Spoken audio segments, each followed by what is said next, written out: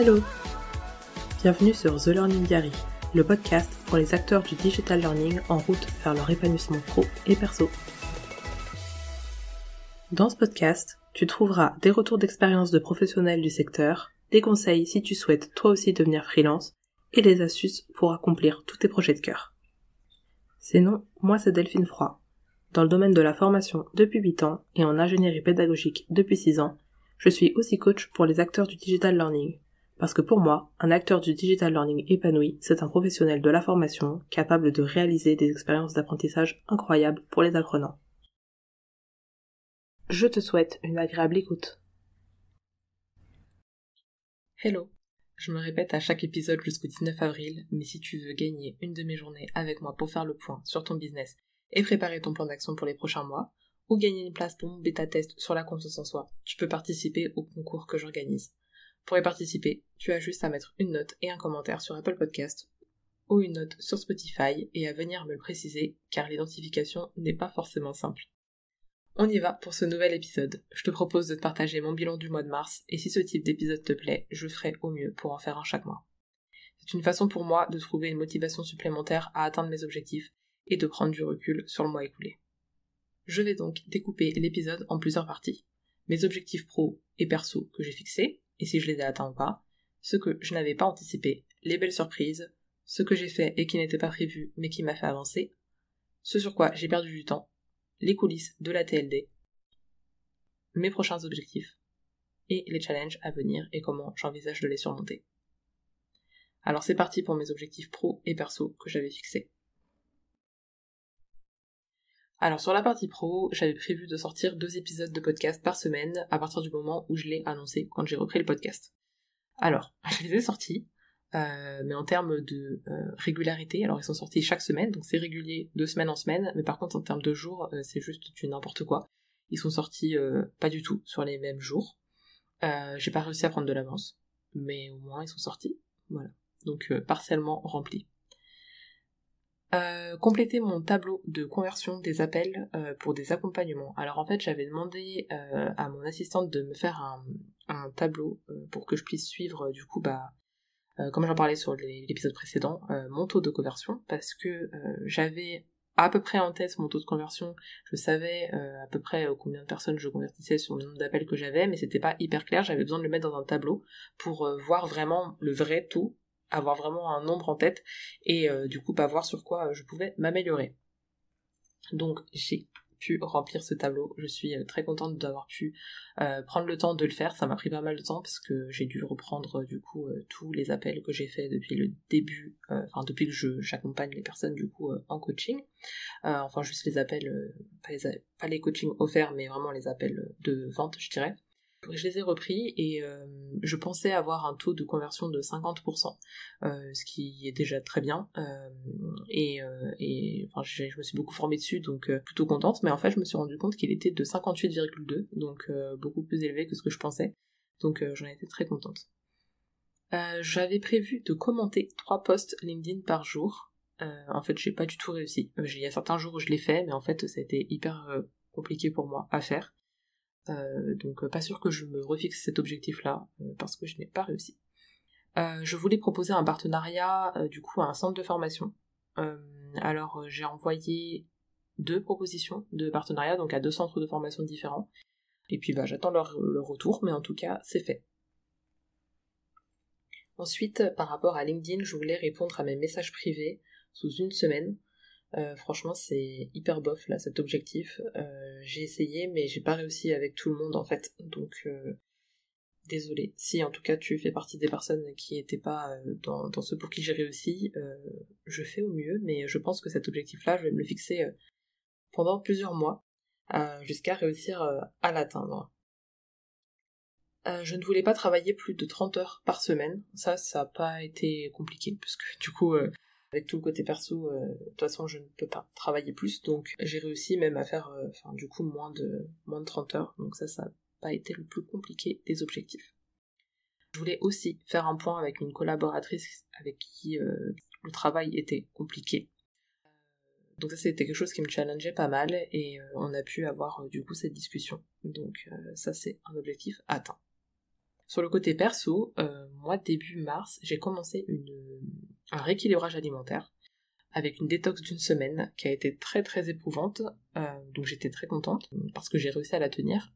Mais bon, en fait, elle a été totalement ruinée parce que mon fils a été malade 2 semaines au mois de mars et là j'avais besoin de force. Donc du coup, j'avais besoin de manger, donc ça a un peu servi à rien, mais en tout cas j'ai réussi, donc ça veut dire que je réussirai une deuxième fois. Je voulais aussi faire plus de sorties avec mon fils, notamment du coup les mercredis, et sur le début du mois, il y avait des vacances jusqu'au 8 mars, du coup on a pu sortir. Donc ça c'est cool. Et d'ailleurs, si vous passez par Cherbourg, je sais qu'on ne tombe pas à Cherbourg par hasard, mais si vous y passez, pensez à venir visiter la Cité de la Mer. C'est vraiment sympa pour une immersion dans l'histoire du Titanic, et aussi pour ceux qui aiment les sous-marins, du coup la visite du plus grand sous-marin nucléaire du monde.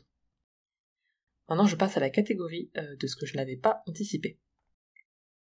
Alors déjà, je n'avais pas anticipé que mon fils serait malade pendant 2 semaines, donc ça a été hyper compliqué, donc évidemment, je ne pense pas anticiper que mon fils va être malade, mais alors 2 semaines en plus, ça non, je l'avais vraiment pas prévu, je pensais vraiment que ça allait passer plus vite, donc ça a été un peu compliqué à gérer. J'ai fait au mieux que je pouvais en fait, pour pouvoir gérer mes clients comme d'habitude. Et en fait, je me suis aussi rendu compte, et ce que j'avais pas anticipé, c'était que je tiens vraiment à aider mes clients, mais en fait, ils ont une plateforme avec beaucoup de contenu, ils ont plein de moments en groupe et des coachings individuels. Pour autant, quand il y a des demandes particulières de ressources qui n'existent pas encore et qui pourraient leur être utiles, j'aime bien les créer. Je me suis fait ma petite liste au fil des coachings que j'ai pu avoir, et en fait, je me suis juste pas rendu compte que je me mettais sous l'eau toute seule, en fait. En plus, comme mon fils était malade, donc j'ai encore ma liste, j'ai pas encore pu tout faire, voilà. Donc c'est sur ma to-do. Mais ça, je l'avais pas anticipé, que je pourrais me mettre sous l'eau toute seule. Et je me suis aussi rendu compte que je me bloquais dans mes actions quand j'avais pas de regard extérieur sur ce que je faisais, enfin que ça pouvait me bloquer, ça dépend des actions, mais là sur le mois de mars, il y en avait une en particulier qui m'a pas mal bloquée, parce que j'avais pas eu de regard extérieur, et quand je l'ai demandé, en fait là du coup ça m'a débloqué. Donc voilà pour ce que j'avais pas anticipé sur le mois qui vient de s'écouler. Les belles surprises du mois, j'ai 2 nouvelles personnes qui ont intégré la TLD, donc ça c'était une très belle surprise. J'ai vécu ma première semaine en solo en fait, depuis la naissance de mon fils, donc ça fait plusieurs années maintenant, donc c'est une jolie surprise aussi de retrouver un petit peu de temps. Les feedbacks de mes clientes qui me font vraiment penser que je suis à la bonne place, je suis vraiment contente du coup de pouvoir proposer tout ça aux personnes que je peux accompagner. J'ai aussi eu comme belle surprise de constater l'énergie que je pouvais avoir quand je sortais d'un appel avec mes clients. Même si j'ai à peine dormi la nuit précédente, c'est assez incroyable en fait l'énergie avec laquelle je ressors de ces appels. Et j'ai pu, comme je l'ai dit tout à l'heure, avoir une discussion à cœur ouvert avec la collaboratrice avec qui c'était compliqué. Et ça, c'était important pour moi, de vraiment pouvoir être dans la transparence et se dire ce qu'on pensait. C'était vraiment pas facile pour moi. Je suis pas hyper à l'aise avec le conflit de base. Donc ça fait du bien de pouvoir du coup échanger avec elle et voilà, de pas finir l'appel énervé ou quoi, enfin tout ce que j'aurais pu imaginer comme scénario. Donc pour ça, ça a été une très très belle surprise. Ce que j'ai fait, et du coup qui n'était pas prévu mais qui m'a quand même fait avancer, parce que je pense que comme pour toi, des fois voilà, il y a des choses qu'on met pas au planning et qu'on fait parce qu'on a envie de le faire. Donc là j'ai participé à quelques webinaires dans le domaine pour me tenir à jour, donc ça c'était plutôt cool. J'ai revu des modules de ma formation en vente aussi, donc ça m'a fait du bien, et j'ai suivi un MOOC sur les métiers du bâtiment. Donc voilà, c'était pas prévu, mais en tout cas ça m'a quand même fait avancer. Ce sur quoi j'ai perdu du temps. Bon, alors là, j'ai déjà pas eu beaucoup de temps, donc j'en ai pas perdu des masses, mais par contre, j'ai passé beaucoup de temps sur la page de présentation de ma nouvelle offre, et c'était peut-être pas nécessaire. Je passe maintenant aux coulisses de la TLD, pour t'expliquer un petit peu ce qui s'est passé sur le mois de mars. Donc moi, sur le mois de mars, j'ai lancé un challenge aux membres de la TLD, c'était celui de remettre du fun dans leur activité, et franchement, il a été brillamment relevé par plusieurs d'entre eux, donc j'ai été vraiment très contente de les voir participer, et surtout de les voir mettre ce fun-là dans leur activité. J'ai aussi lancé un coworking prospection avec l'idée que chacun puisse venir en fait mener une action liée à la recherche de clients spécifiquement, pour pas être seul, pour pas avoir à le faire seul, parce que en général c'est bien à ces étapes que ça se corse, pour tout le monde, hein, même pour moi des fois. Ils ont 2 rendez-vous par semaine, et là je teste du coup jusqu'aux vacances, donc en fin de mois, pour savoir si je le garde ou pas dans la TLD, mais j'avais vraiment envie de tester ça avec eux pour le coup. J'ai aussi beaucoup échangé avec les futurs intervenants de masterclass pour réussir à caler du coup des créneaux avec eux d'ici la fin du premier semestre. Jusqu'à présent, on a eu l'intervention de Clara Zloty-Camien sur le droit d'auteur en digital learning. On a aussi eu Fabrice Laurendon sur Canva en formation, Nelly Boyer du coup sur la gestion du temps, et le cabinet Number qui était venu pour parler du choix des statuts. Donc ça c'est ce qu'on avait eu sur l'année dernière.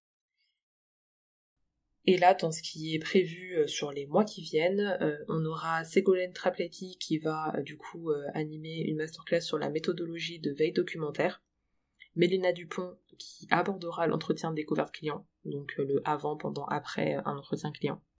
On aura Jean Cherez qui va intervenir 2 fois sur la TLD, sur une petite formation du coup sur Geniali, et puis une sur la gamification, comme ce sont ses sujets de prédilection.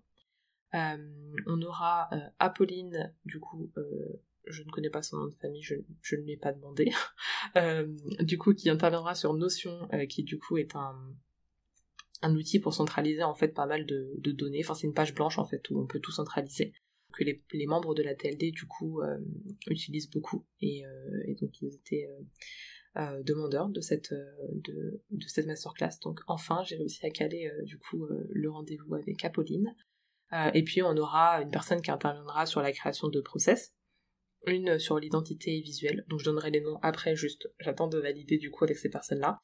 Une personne qui interviendra donc voilà sur l'identité visuelle, une sur le graphisme en digital learning, une sur la partie commerciale en B2B, une autre sur ce qui est learning experience design et la méthodologie. Et je passe une annonce du coup sur le podcast, je suis en recherche d'une personne qui est spécialisée en UX design, en conception pédagogique, vraiment liée sur l'impact émotionnel de l'expérience utilisateur. Donc si tu connais quelqu'un, ce serait vraiment top du coup de pouvoir me partager son nom pour que je lui propose.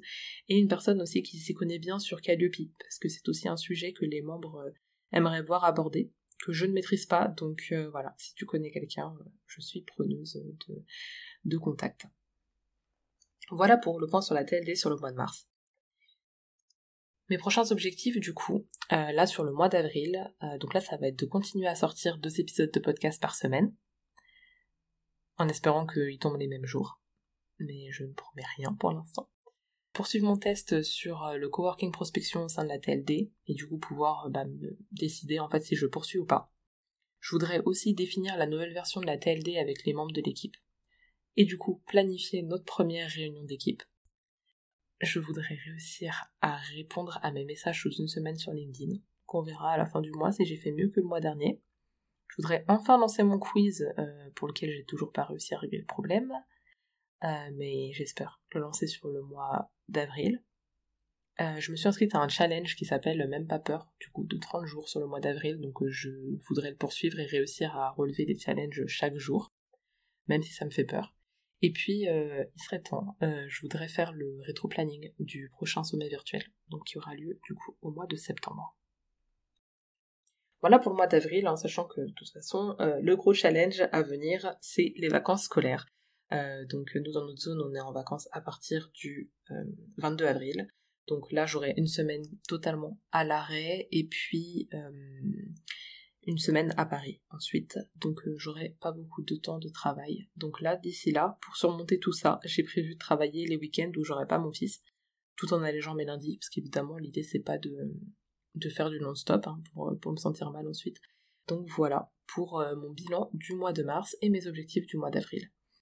Je serais curieuse de savoir du coup si ce type d'épisode est un type d'épisode qui t'intéresse, pour savoir si je continue ou pas.